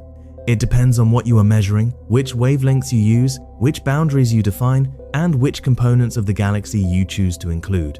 The universe does not package galaxies with labels indicating their official size. It produces continuous distributions of matter and energy that humans then carve up into named objects using whatever definitions seem most useful for the questions being asked. IC 1101 is the most extreme example of visible galactic size by most definitions applied to stars and stellar light. Giant radio galaxies are the most extreme when the definition is extended to include relativistic outflows. Dark matter halos are the most extreme when they are included. Each definition reveals something real and important about the universe, and none of them is the uniquely correct answer. This lesson, that our categories and definitions are human constructs imposed on a universe that does not share our preference for clean boundaries, is one of the deepest insights that the study of extreme galaxies offers. Galaxies are not natural kinds in the philosophical sense, objects with intrinsic essential properties that make them what they are. They are convenient labels for concentrations of matter and energy that shade gradually into their environments. The word galaxy points to a real feature of the universe, a genuine overdensity of stars and gas and dark matter with a roughly coherent dynamical history. But the precise boundary of that feature is a choice, not a discovery. The same is true at every other scale. Stars shade into their surrounding nebulae through winds and magnetic fields. Planetary systems blend into the interstellar medium through the outermost reaches of the heliosphere. Galaxy clusters are not sharply bounded objects, but concentrations within a continuous density field that spans the entire observable universe. Even the cosmic web filaments are not distinct threads, but preferred directions in an overall density distribution that is high in some places and low in others, without hard boundaries between them. The universe is fundamentally continuous, and the discrete name structures we talk about are convenient approximations, useful for communication and for organizing what we know, but not representing fundamental distinctions in the underlying physics. This perspective does not diminish the scientific content of what we have been discussing. Knowing that IC 1101 has a stellar body spanning approximately 500,000 light-years, a halo extending to 4 million light-years, and a black hole weighing perhaps 70 billion solar masses is genuinely informative. These numbers constrain the galaxy's formation history, its merger rate, the properties of the cluster it inhabits, and the physics of supermassive black hole growth. They are real measurements of real properties of a real object. But what they are measuring is something that grades continuously into its surroundings, not something with an inherent natural edge that defines where it ends. The same precision and the same ambiguity apply to the giant radio galaxies. Porphyrion's jet structures of approximately 23 million light-years are a real physical extent of a real structure. The electrons producing the radio emission really do extend across that distance. The magnetic field threading the lobes really does span those scales. But the edge of the lobe is not a wall. It is a region where the density of relativistic electrons and the strength of the magnetic field decline to levels that fall below the detection threshold of current instruments. Extend the sensitivity, and the apparent size of the structure might grow. Reduce the frequency of observation to detect older, more diffuse electrons at the outermost edges, and the size might grow further still. The boundary of porphyrion is not fixed. It is the boundary of what LOFAR could detect in the observations that discovered it. Understanding all of this does not change the fundamental awe that the study of extreme galaxies should inspire. It deepens it, because it reveals that the universe is not just large in its measurable, catalogued features. It is large in a way that resists closure, that continually offers more when you look harder, that consistently exceeds whatever framework you bring to the observation. The largest galaxy we have ever found is one answer to one version of one question. There are other answers, other versions, other questions. And the universe, patient and indifferent to our frameworks, contains all of them simultaneously, waiting to be found by whoever builds the next instrument, asks the next question, or looks at existing data in a new way. The structures at the extreme end of the galactic size distribution are not just record holders, they are physical laboratories where processes operate at scales and intensities inaccessible anywhere else. The physics of relativistic jet propagation through the intergalactic medium, the thermal history of cluster gas heated by AGN outbursts, the magnetization of the cosmic web by giant radio lobes, the growth of supermassive black holes to masses of tens or hundreds of billions of solar masses, all of these phenomena can be studied most clearly in the most extreme examples. IC 1101 and Porphyrion are not just impressive because of their size, they are scientifically valuable because their size makes the physics they embody measurable in ways that would be impossible in smaller, less extreme objects. This is a recurring theme in the history of physics and astronomy. The most extreme examples of any phenomenon often provide the clearest tests of theoretical understanding, precisely because the phenomena are most visible at the extremes. The earliest tests of general relativity use the most extreme gravitational fields accessible: the sun's gravity bending light during a solar eclipse, the orbital dynamics of the innermost planet Mercury. The first detections of gravitational waves used the most extreme sources: binary black hole mergers and binary neutron star mergers, where the gravitational wave signal is strongest. The study of extreme galaxies follows the same logic. Understanding the most extreme cases of galactic formation and evolution illuminates the physics that operates in milder form across the entire galaxy population. And so, the study of IC 1101 and its kind of Porphyrion and its successors, of the giant radio galaxies being catalogued in their tens of thousands by LOFAR and soon in their hundreds of thousands by the Square Kilometre Array, is not merely an exercise in finding the biggest things. It is a systematic program of using extreme objects to probe fundamental physics, from the dynamics of supermassive black holes to the magnetization of the cosmos, from the history of galactic cannibalism to the thermal properties of the intergalactic medium. Every record broken, every new structure discovered, every measurement that challenges existing models is a step forward in understanding a universe that is, at every scale we probe, stranger and more complex and more vast than our previous best understanding allowed for. The question of what the largest galaxy is will keep receiving new answers. The records will fall. The definitions will evolve as new types of extreme structures are discovered and characterized.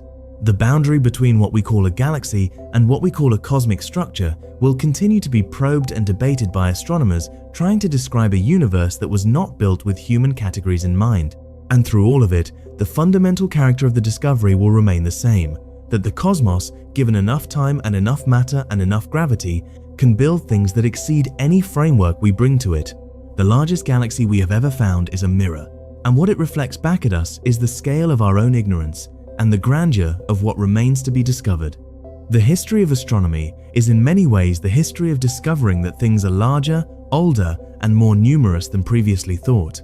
When Galileo turned his telescope on the Milky Way in 1610, he resolved it into individual stars for the first time, revealing that the faint band of light across the night sky was not a cosmic mist, but a vast accumulation of stellar points, too numerous and too faint to distinguish individually with the naked eye. That discovery pushed the known scale of the cosmos far beyond anything previously imagined. The universe was not the tidy sphere of nested celestial spheres that ancient astronomers had conceived. It was something far stranger and far larger. 3 centuries later, Edwin Hubble's observations of Cepheid variable stars in the Andromeda Nebula established beyond doubt that the faint smudges astronomers had catalogued as spiral and elliptical nebulae were in fact entire galaxies, each comparable to the Milky Way in size and stellar content, scattered across distances so great that even light required millions of years to cross them. The universe was not the Milky Way, plus a modest surrounding neighborhood. It was a cosmos containing billions of galaxies, each itself containing billions of stars, organized into structures spanning hundreds of millions of light years. The scale jumped by another factor of millions. And now, with instruments like LOFAR and with surveys of the deep radio sky, we are discovering that even the galaxies themselves can produce physical structures through their jets and their lobes and their interactions with the surrounding medium. that extend across tens of millions of light years. Each generation of instruments has pushed the scale of the known universe outward, and there is no reason to expect the current generation to be the last. The pattern of discovery in astronomy is worth reflecting on. Every time a fundamentally new type of observation becomes possible, whether it was Galileo's telescope, Hubble's systematic photographic survey, the first radio telescopes, the launch of space-based X-ray and ultraviolet observatories, or the modern networks of synchronized radio antennas that constitute instruments like LOFAR, the result has been the discovery of phenomena that were invisible to previous instruments and that have required significant revisions to our understanding of the cosmos. The phenomena were always there. They were simply waiting for the right tool to make them visible. This history should make us appropriately humble about the current limits of our knowledge. The universe, as we currently understand it, with its 2 trillion galaxies, its cosmic web of filaments and voids, its supermassive black holes and giant radio lobes, is the universe as revealed by instruments available in the early 21st century. Future instruments will reveal phenomena that are currently invisible to us, just as Galileo's telescope revealed phenomena invisible to the naked eye, and LOFAR has revealed phenomena invisible to the optical telescopes that preceded it. What those future revelations will be is, by definition, unknown. But the history of the field strongly suggests that they will include structures larger and more complex than anything currently recognized, physical processes operating at scales and intensities currently beyond our observational reach, and phenomena that will require revisions to current theoretical frameworks. The universe has consistently refused to be as simple or as small as our best previous understanding suggested. There is no compelling reason to think it has stopped doing so. The specific question of what the largest galaxy is will be answered differently in 20 years than it is answered today. The Square Kilometre Array will change the landscape of what is known about giant radio galaxies. Optical and infrared surveys using telescopes like the Rubin Observatory, currently completing construction in Chile and expected to begin operations in the late 2020s, will map the stellar populations and structural properties of millions of galaxies with a statistical completeness impossible with current instruments. Combined with the radio sensors provided by the Square Kilometre Array, these surveys will produce a picture of the galaxy population, including its most extreme members, far more detailed and complete than anything currently achievable. The Rubin Observatory in particular will conduct a 10-year survey called the Legacy Survey of Space and Time, which will image the southern sky repeatedly over a decade, building up sensitivity to faint, extended structures that current surveys miss. This is exactly the kind of survey needed to detect the diffuse outer halos of CD galaxies like IC 1101 in a systematic, statistically complete sample. Whether there are stellar systems even larger than IC 1101 hiding in unexplored regions of the sky is a question that this survey may help answer. The James Webb Space Telescope, launched in December of 2021 and operational since 2022, is already transforming our understanding of the early universe and the first galaxies. Its infrared sensitivity allows it to observe galaxies at redshifts so high that their light has been stretched from ultraviolet wavelengths to infrared by cosmic expansion. Webb is revealing the properties of galaxies when the universe was only a few 100 million years old, in the earlier stages of galaxy formation. These observations are providing new tests of models of how galaxies form and evolve, including the mechanisms by which the first supermassive black holes grew to the masses required to power the most luminous quasars seen in the early universe. Understanding the early universe is crucial for understanding why extreme galaxies like IC 1101 exist today. The conditions that allow a galaxy to grow to 100 trillion stars over the age of the universe depend on the properties of the cluster it inhabits, the rate at which the cluster assembled, and the merger history of the central galaxy starting from the very beginning of galaxy formation. Observations of the early universe constrain these initial conditions and allow astronomers to test whether the extreme end products seen in the local universe are consistent with the formation histories predicted by current theoretical models. Current models of galaxy formation, implemented in large cosmological simulations that model the evolution of tens of millions of dark matter particles and baryonic matter from shortly after the Big Bang to the present day, generally do reproduce the existence of extremely massive central cluster galaxies.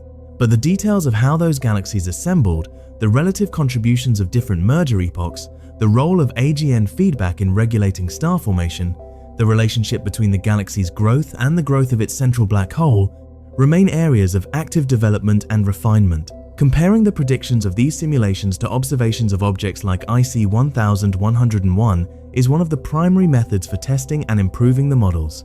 Giant radio galaxies present a particularly stringent test for models of AGN jet physics. The question of why some black holes produce jets spanning tens of millions of light years while other seemingly similar black holes produce much shorter jets or no detected jets at all is one of the outstanding problems in high-energy astrophysics. Current models involve the spin of the black hole, the strength and geometry of the magnetic field threading, the accretion disk, the density and structure of the surrounding intergalactic medium, and the history of the black hole's accretion rate over time.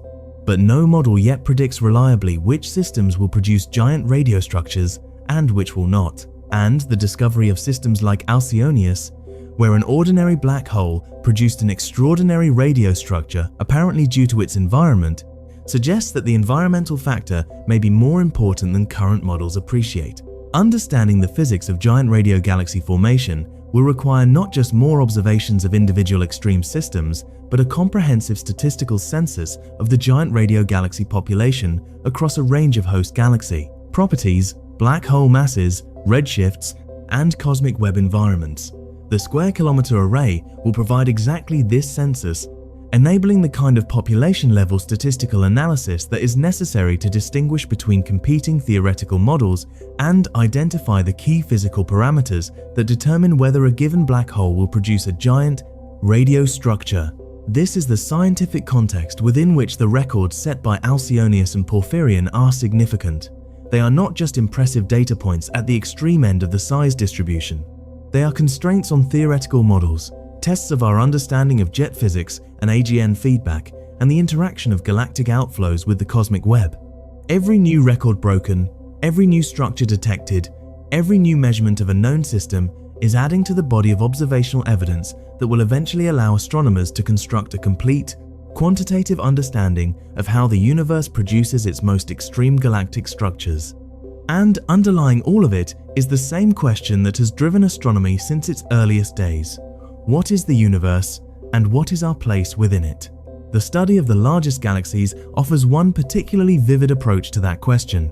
It reveals that the universe is organized on scales so vast that the structures we use to locate ourselves, our planet, our star, our galaxy, are insignificant in comparison.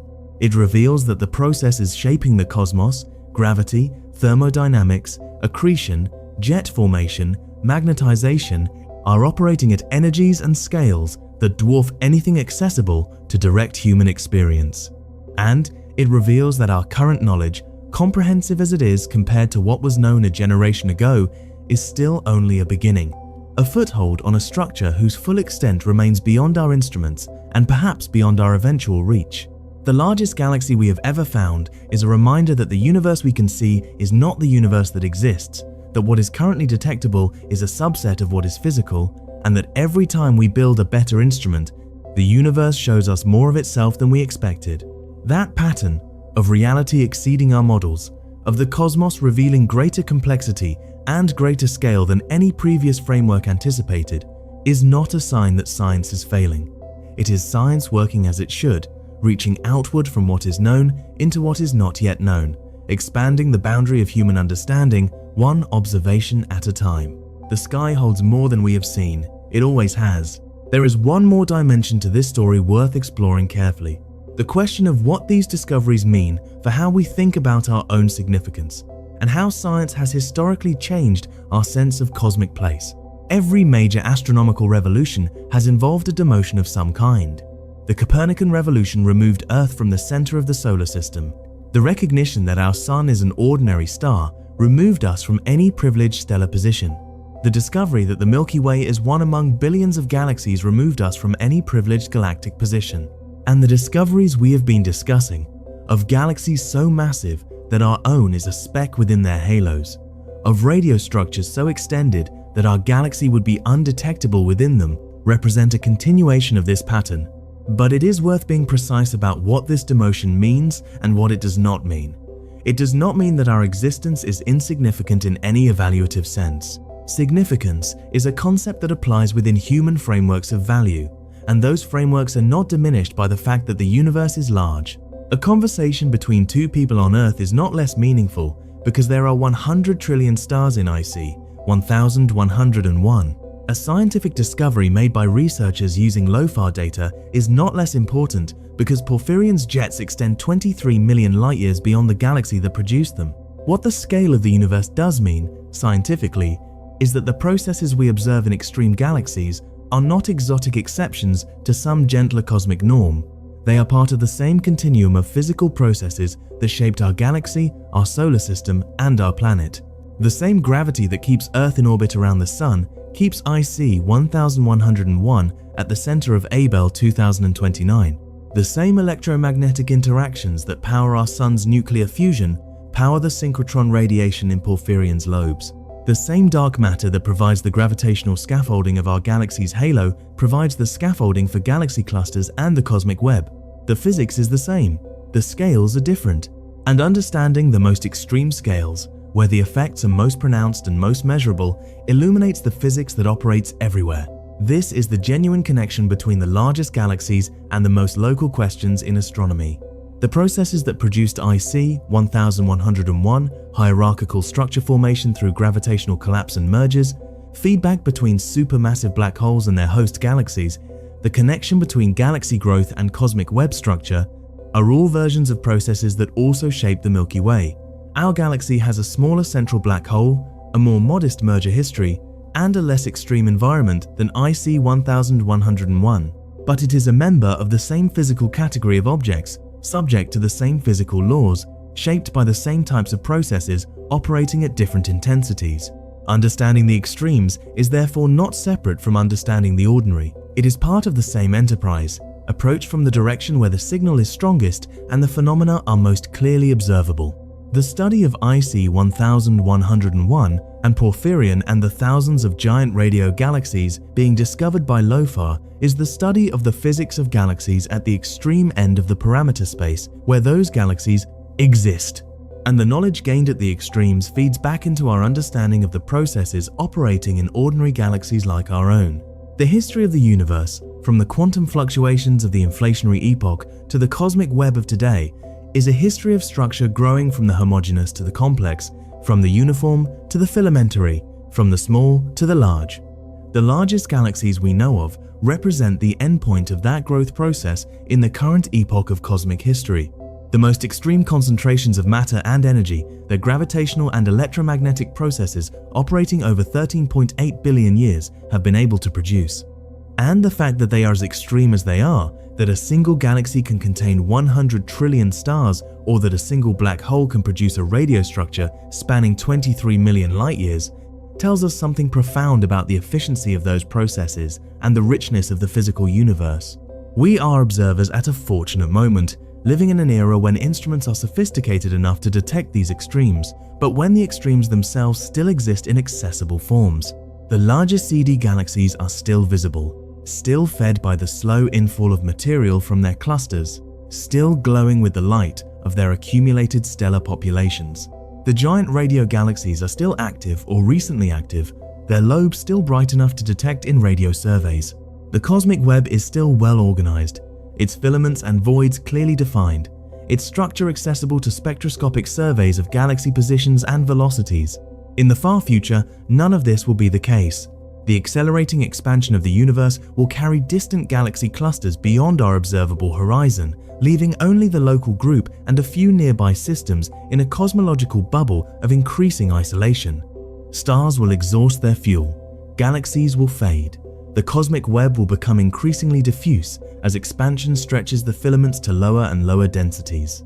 The universe will grow colder and emptier and simpler as entropy increases, and the structures built by gravity and thermodynamics over billions of years are gradually erased by the same physics that created them.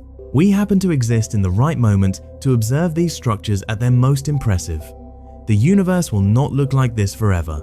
The opportunity to study the largest galaxies, to measure their properties, to test theoretical models against observations, to probe the fundamental physics of black holes and jets and cosmic web magnetization using the extreme examples that nature has provided, exists now, in this epoch of cosmic history, and will not exist indefinitely. That is one more reason why the discoveries made by LOFAR and the observations that will be made by the Square Kilometre Array matter so deeply. They are capturing a record of the universe in a particular phase of its evolution, when the structures built by gravity have reached their most impressive extent before the slow dissolution of the far future sets in. The largest galaxy we have ever found is both a physical object and a chapter in a longer story. It is the current answer to a question that science has been asking for as long as human beings have looked up at the sky and wondered how large the universe is and what it contains. The question will keep generating new answers. The instruments will keep improving. The universe will keep showing us more of itself. And the story of what the largest galaxy is will keep being written, one observation at a time, by researchers building instruments powerful enough to see what no one has seen before and asking questions clear enough to recognize the answer when it arrives from across a billion light years of cosmic space.